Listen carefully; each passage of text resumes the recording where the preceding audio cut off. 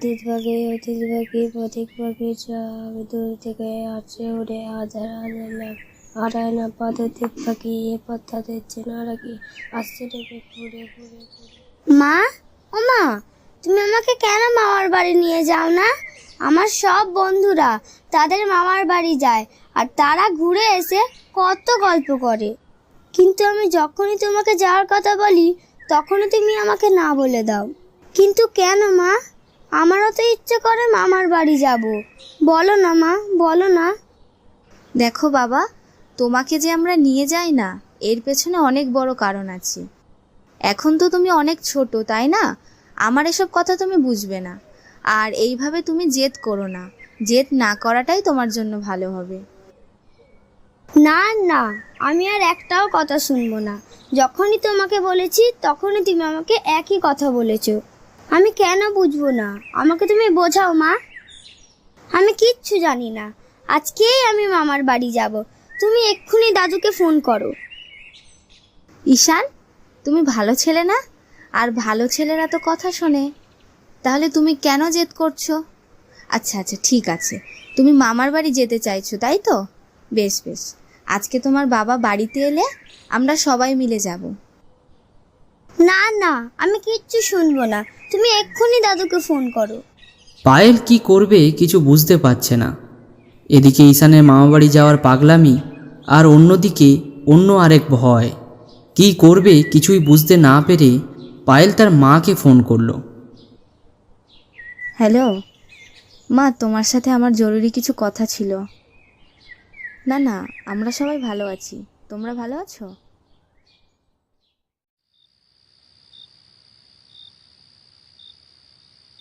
বাবু, তুমি আজ রাতটুকু এখানেই থেকে যাও, কাল সকাল সকাল নয় বেরিয়ে যেও। এমনিতেই গ্রামে তেমন জনবসতি নেই, কোথায় চোর ডাকাতের কবলে পড়বে। না না মা, আপনি চিন্তা করবেন না, আমি তো গাড়ি নিয়ে এসেছি। আর ভয়ের কোনো কারণ নেই। ওদিকে বাড়িতে আবার আপনার মেয়ে একা আছে।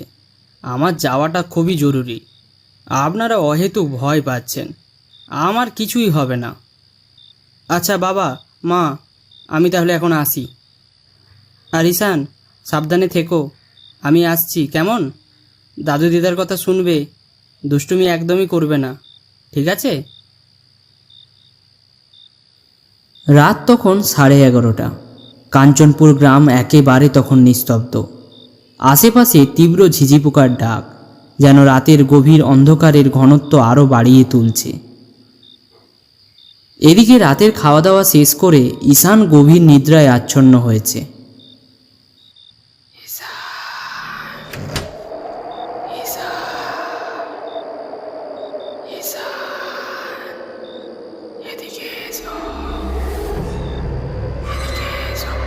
ঈশান ভয় পেয়ে চমকে উঠল। কেউ যেন তার নাম ধরে ডাকছে, কিন্তু এত রাতে কেই বা তাকে ডাকবে এই অচেনা জায়গায়?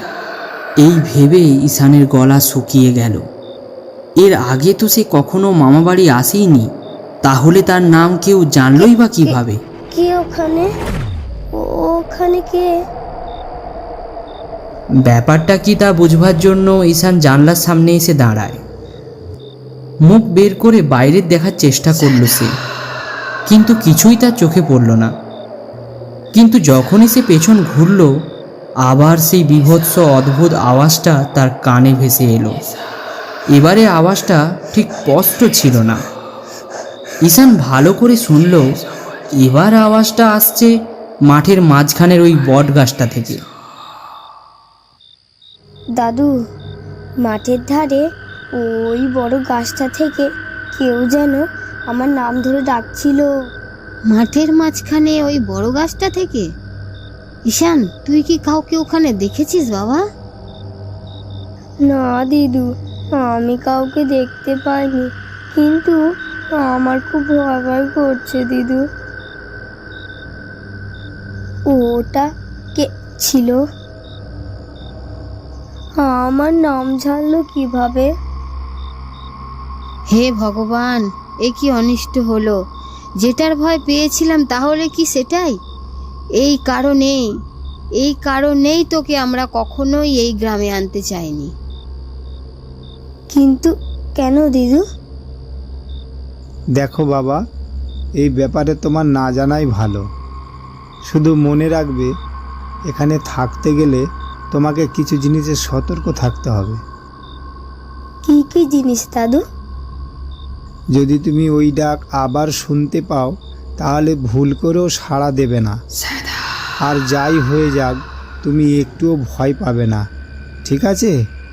যত তাড়াতাড়ি সম্ভব নিজেকে কিছু কাজে ব্যস্ত করে নাও। তুমি তো গল্পের বই পড়তে ভালোবাসো, তাই নয়? তাহলে তুমি ঘরে গিয়ে বসে বসে গল্পের বই পড়ো। আর আমার কথাগুলো মাথায় রাখবে। আর একটা কথা, ভুল করেও বাড়ির সামনে বড় গাছটার কাছে একদমই যাবে না। ঈশান কিছু বুঝতে পারল না, তবে এইটুকু বুঝতে পেরেছে সে এই গ্রামে কিছু একটা আছে যার জন্য সবাই এত ভয় পেয়েছে। একদিন সন্ধেবেলায় ঈশান ঘরের ভেতরে বসে গল্পের বই পড়ছিল। ঠিক সেই সময় ঘরে সে ছাড়া আর কেউ ছিল না। আর ঠিক তখনই সেই বীভৎস আওয়াজ তার কানে ভেসে এলো। ভয়ে ঈশানের সারা শরীর যেন ঠান্ডা হয়ে গেল। বেশ কিছুক্ষণ পর আওয়াজটা আপনা আপনি বন্ধ হয়ে গেল। খানিকক্ষণ সব কিছু আবার নিস্তব্ধ, কিন্তু কিছুক্ষণ পর কেউ যেন ভীষণ জোরে জোরে জানলায় ধাক্কা দিতে শুরু করলো। মনে হচ্ছে কেউ যেন জানলা ভেঙে ভেতরে ঢুকতে চাইছে। ভয়ে ঈশানের গলা থেকে কোনো শব্দ বেরিয়ে এলো না। কি হচ্ছে এসব তার সাথে তা বুঝে উঠবার আগেই আবার যেন সব কিছু শান্ত হয়ে গেল। তাই ঈশান আবারও আগের মতো গল্পের বই পড়তে শুরু করলো। ঠিক তখনই কেউ আবার বাইরে থেকে দরজায় ধাক্কা দিল। ঈশান ভাবলো হয়তো তার দাদু দিদা বাড়ি ফিরেছে, তাই গল্পের বইটা বিছানার একপাশে রেখে তাড়াতাড়ি করে দরজা খুলল। দরজা খোলার পরেই তার চোখে পড়ল সামনের বটগাছটার তলায় কেউ যেন দাঁড়িয়ে আছে।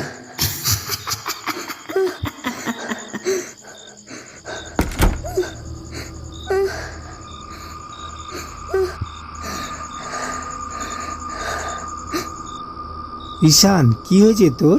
এত ভয় পেয়েছিস কেন বাবা? দাদু দাদু, বাইরের ওই গাছটা, ওখানে আমি কিছু দেখেছি। কি দেখেছিস বাবা? কেউ যেন দাঁড়িয়ে ছিল, দেখতে খুব অদ্ভুত দাদু। হ্যাঁ, কি বলছিস? তুই যাকে দেখেছিস তাকে দেখতে কেমন ছিল? সে দেখতে একটু ছোট মতো, আর তার চোখগুলো ছিল অনেক বড় বড়, আর মাথায় একটা টিক্কিও ছিল। ও আমাকে দেখে হাসছিল দাদু। হে প্রভু, এ কি হয়ে গেল? শোনো, তুমি ওর সাথে এখানেই থাকো, আর যাই হয়ে যাক ওকে বাইরে যেতে দেবে না। ওর ওপরে মুঞ্জার নজর পড়েছে। আমি এক্ষুনি সাধু নিরালাকে ডেকে আনছি। দিদু, কি হয়েছে? দাদু কোথায় গেল? বাবা, তোর উপরে মুঞ্জার নজর পড়েছে।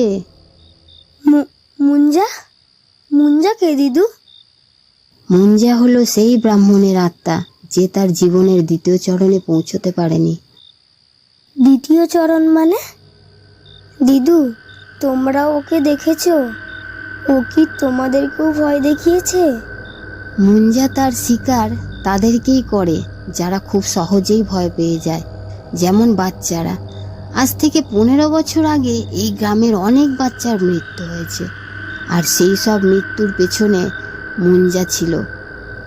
তখন মুঞ্জার ক্ষোভ এতটাই ছিল যে রাতারাতির মধ্যে পুরো গ্রাম খালি হয়ে গিয়েছিল। সবাই গ্রাম ছেড়ে চলে গিয়েছিল? হ্যাঁ, গ্রামের মধ্যে বাছাই করা কয়েকটা ঘরেই শুধু মানুষজন থাকতো। কিন্তু সেই ঘটনার পরে মুঞ্জাকে আর কখনোই দেখা যায়নি। দেখতে দেখতে কতগুলো বছর কেটে গেল, আর গ্রামের সব মানুষজন গ্রামেই ফিরে এলো। সবাই ভেবেছিল মুঞ্জা হয়তো আর নেই, চলে গেছে। কিন্তু না, আমরা সবাই ভুল ভেবেছিলাম। মুঞ্জা এই গ্রাম ছেড়ে কখনো যায়নি, শুধু অপেক্ষা করছিল আবারও একটা বাচ্চার জন্য। বেশ কিছু সময় পর দাদু একজন ওঝাকে নিয়ে এলেন, আর তিনি ঈশানকে নানা প্রশ্ন শুরু করলেন। আমি তোমাকে যা যা প্রশ্ন করছি তুমি তা ঠিক ঠিক উত্তর দাও। আমার কাছে কিছুই লুকোবে না, সবটাই খুলে বলবে। তুমি ওই আওয়াজটা প্রথম কবে শুনেছিলে? কিছুদিন আগে আমি যখন রাতে ঘুমাচ্ছিলাম তখন। মানে 2-3 দিন আগে থেকেই ও তোমার পেছনে পড়েছে। কিন্তু আজ কি হয়েছিল? আজ আমি একা একা গল্পের বই পড়ছিলাম, আর তখনই এক ভয়ঙ্কর আওয়াজ আমার কানে এসেছিল। তারপরে এই দরজা ধাক্কা দেওয়ার আওয়াজ শুনি। তারপর দরজা খুলে দেখি হ্যাঁ হ্যাঁ, বলো বলো, কি দেখলে? আমি একটা ব্রহ্মদৈত্য দেখেছি। কোথায় দাঁড়িয়েছিল? বাড়ির সামনে ওই বড় গাছটাই। এর মানে ঈশানের সাথে সাথে এই বাড়ির উপরও মঞ্জার নজর পড়েছে। ঈশানকে এখানে আর এক মুহূর্ত রাখলে চলবে না। বাবা, মুঞ্জাকে সারা জীবনের মতো শেষ করে দেওয়ার কি কোনো উপায় নেই? হ্যাঁ, অবশ্যই আছে, কিন্তু তা করতে গেলে অনেক কিছু করতে হবে। তবে যাই হোক, মঞ্জার হাত থেকে এই ছোট্ট ছোট্ট নিষ্পাপ বাচ্চাদেরকে আমাকে বাঁচাতেই হবে। এদিকে দাদুর চোখে মুখে এক গভীর চিন্তার ছাপ। ওই ব্রহ্মদৈত্যের হাত থেকে কিভাবে ঈশানকে বাঁচাবে তিনি? তাহলে কি অন্য বাচ্চাদেরও মতো ঈশানেরও? এইসব ভেবেই রাতের ঘুম চলে গেছে তিনার। হঠাৎ ঈশানের কথা মনে পড়তেই তাকে দেখবার জন্য পড়িমড়ি করে তার ঘরে গেল। গিয়ে তিনি যা দেখলেন তাতে তার বুক ভয়ে কেঁপে উঠল। ঘর সম্পূর্ণ খালি, ঈশান কোথাও নেই। তিনি ঈশানকে জোরে জোরে ডাকতে শুরু করলেন। ঈশান, ঈশান কোথায় গেলি? কি হয়েছে? ঈশান, ঈশান কোথায় গেল? ওগো, বলো না ঈশান কোথায়? এত রাতে ও যাবে কোথায়? তুমি কিছু একটা করো তাড়াতাড়ি, আমাদের ঈশানের যেন কোনো ক্ষতি না হয়। তুমি এখানেই দাঁড়াও, আমি ওঝাকে ডেকে আনি। বাবা, আপনি এক্ষুনি চলুন, না হলে ঈশানকে বাঁচানো যাবে না। কি হয়েছে? শান্ত হ, আমাকে সবটা খুলে বল। একটু আগে ঈশান তার ঘরে ঘুমোচ্ছিল। ও ঠিক আছে কি না এটা দেখার জন্য আমি ওর ঘরে যাই। গিয়ে দেখি ও ঘরে নেই। আমরা ঘরের ভেতরে এবং বাইরে সব জায়গা ভালো করে খুঁজেছি, কোথাও ওকে দেখতে পাইনি। তুই চিন্তা করিস নে, এই সমাধান আমি আজই করব। তুই তাড়াতাড়ি বাড়ি যা, আর তোর বাড়ির সামনে বটগাছটার নিচে আমার যজ্ঞের আয়োজন কর। আমি যজ্ঞের সমস্ত সরঞ্জাম নিয়ে যাব। আর শোন, চিন্তা করিস নে, ও ঈশানের কিছুই ক্ষতি করতে পারবে না। আমি গোপনে ঈশানের হাতে একটা মাদুলি বেঁধে দিয়েছিলাম, ওতেই ওর কাজ হবে। যজ্ঞটা কবে করছেন বাবা? কাল অমাবস্যার রাত, কালই আমি যজ্ঞটা করব। তার আগে একটা কাজ তোকে করতে হবে। তোর মেয়ে পায়েলকে তাড়াতাড়ি খবর দে, ও যেন কালকেই তোদের বাড়ি চলে আসে। ওর এই যজ্ঞে থাকাটা খুবই দরকার। সুধীরবাবু ভারাক্রান্ত মন নিয়ে বাড়ি চলে এলেন। তিনার বুক ফেটে যাচ্ছে ঈশানের কষ্টে, কিন্তু মুখে তিনি কোনো কথাই বলছেন না। কি গো, কি বললেন ওঝা? কিছু তো বলো। তখন থেকে চুপ করে বসে আছো। তুমি চলে যাওয়ার পর আমি ঈশানকে পাশাপাশি অনেক জায়গায় খুঁজে দেখেছি, কোথাও ঈশান নেই। ঈশানকে খোঁজার দরকার নেই, ওর কোনো ক্ষতি হবে না। তুমি শুধু একটা কাজ করো, পায়েলকে ফোন করে কাল সকালেই ডেকে নাও। মা, ঈশানের কোনো ক্ষতি হবে না তো? তুই কোনো চিন্তা করিস না মা, দাদু ভাইয়ের কোনো ক্ষতি হবে না। আর যজ্ঞের পর সব ঠিক হয়ে যাবে, দেখিস। যথাসময়ে রাতে যজ্ঞের কাজ শুরু হলো। সবাই যজ্ঞে উপস্থিত হয়েছে, গ্রামের লোকেরাও উপস্থিত। এই ব্রহ্মদৈত্যের উপদ্রবে সবাই ভয়ে ভয়ে থাকে। যজ্ঞ শেষ করে ওঝা ওই বুড়ো বটগাছটাতে একটা লাল ফিতে বেঁধে দিল। আর ঠিক তখনই গাছটা একটু নড়ে উঠল। আর তারপর সবাই যা দেখলো তাতে ভয়ে সবাই একসঙ্গে সেঁটিয়ে গেল। সবার চোখ গাছের ওপরে। গাছ থেকে নেমে আসছে ঈশানের শরীর। তার মুখ বিকৃত হয়ে গেছে, পা ওপরের দিকে আর মাথা নিচে। ওইভাবেই সে গাছ বেয়ে নিচে নেমে এলো। কে তুই? ঈশানকে কেন নিয়ে গিয়েছিস? ছেড়ে দে ওকে।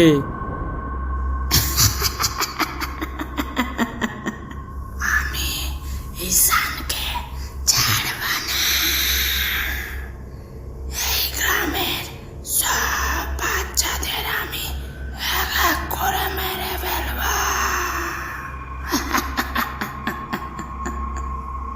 কিন্তু কেন? ও তো তোর কোনো ক্ষতি করেনি। ক্ষতি? যে ক্ষতি এই গ্রামবাসীরা আমার করেছে, সেই ক্ষতির মূল্য দিতে হচ্ছে এখন এদের। আমি এদের কাউকে ছাড়ব না। এই গ্রামের সব মায়ের ঘর আমি খালি করে দেব। কিন্তু কেন? কি ক্ষতি করেছে এরা? আজ থেকে 100 বছর আগে এই গ্রামের নাম ছিল বিজয়পুর। আমি ছিলাম এই গ্রামের পুরোহিত। আমার একটা ছেলে হয়েছিল। পরিবারকে নিয়ে খুব সুখে শান্তিতে আমার দিন কাটত। কিন্তু একদিন আমি পুজো করার জন্য পাশের গ্রামে গিয়েছিলাম। বাড়ি ফিরতে আমার রাত কেটে ভোর হয়ে যায়। বাড়ি ফিরে দেখি আমার বউ মাটিতে পড়ে আছে এবং সে খুন হয়েছে। আমার ছেলেকেও তখন কোথাও খুঁজে পেলাম না। ঘরের জিনিসপত্র এলোমেলো হয়েছিল।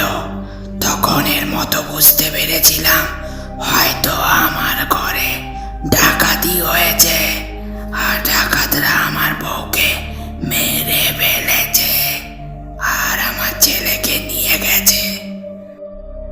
কিন্তু পরের দিন সকালে আমি দেখতে পাই আমার বাড়ির পাশের পুকুরে আমার ছেলের মৃতদেহ ভাসছে। সেই দুঃখে আমি পুরো ভেঙে গিয়েছিলাম। আমার বউ, ছেলে, আমি সব কিছু হারিয়েছি। তাই পাগলের মতো ঘুরে বেড়াতাম। কিন্তু একদিন জানতে পারলাম আমার বাড়িতে ডাকাতি হয়নি। এই গ্রামের কিছু বদমাশ লোক আমার বউ ছেলেকে মেরে ফেলেছে। আর সেই খবর পেয়ে আমি এই গাছের ডালে গলায় দড়ি নিয়ে মারা যায়। আর সেই থেকে আমি ব্রহ্মদৈত্যতে রূপান্তরিত হই। আর এখন আমার একটাই উদ্দেশ্য, গ্রামে যত শিশু আসবে বা জন্মাবে আমি তাদের একটা একটা করে শেষ করে দেব। তবে রে, তোর এত বড় সাহস যে তুই তোর বদলা নেওয়ার জন্য এই সব নিষ্পাপ শিশুগুলোর প্রাণ নিবি? তুই তোর ছেলের জন্য আজ পর্যন্ত 50টা শিশুর হত্যা করেছিস। এখনও তোর বদলা পূরণ হয়নি। তবে শুনে রাখ, আমিও তোর মতো অনেক ব্রহ্মদৈত্যকে ঠিক করেছি। তোদের জায়গা এই মানুষের মাঝখানে নয়। আজ তোকে আমি তোর জায়গায় পাঠানোর ব্যবস্থা করছি। এই বলে তিনি ঈশান অর্থাৎ ব্রহ্মদৈত্যের দিকে কিছু একটা জিনিস ছুঁড়ে দিল, আর তাতেই ব্রহ্মদৈত্য এক বীভৎস চিৎকার করে ঈশানকে ছেড়ে দিল। ঈশান তখন মাটিতে লুটিয়ে পড়েছে। তার বিকৃত শরীর আস্তে আস্তে মানুষ রূপে ফিরে আসছে।